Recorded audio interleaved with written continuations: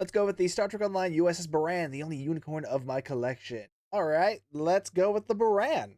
USS Buran, first of her class. This was a Star Trek Online ship that was introduced during its Age of Discovery expansion. This was one of several ships Star Trek Online introduced that was based off of the various ships that were introduced in Season 1 of Star Trek Discovery. This one specifically was based off of the Cardenas class. That's actually where the name comes from, because one of the Cardenas class ships was named USS Buran. That was actually Captain Lorca's old ship, and that's where Buran herself got her name, named after Lorca's ship.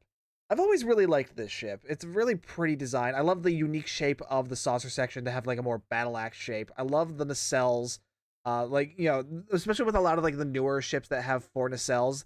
They always seem to like get a little experimental with them, and they're not quite aligned perfectly. Like some of them will be, the bottom ones will be longer or slightly spread apart differently than the ones on the top one, and that always drives me a little nuts. Like the Sagan class is a really good example of that. The bottom nacelles are just a little bit out of alignment with the top ones, and that drives me nuts. But the brand here, no, these are perfectly in line with each other, and I love that about it. A neat thing about the ship is that it has a much more exposed main deflector, and this was in order to be able to create artificial ion storms, which was part of the ship's in-game console.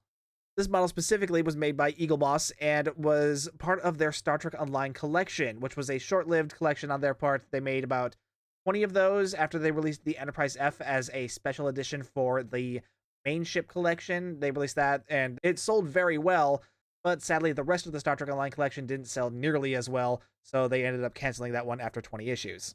This model specifically was given to me by a viewer. When Master Replica was selling off the remaining Eaglemoss stock, they had very few of the Buran, and I was not able to get my hands on one.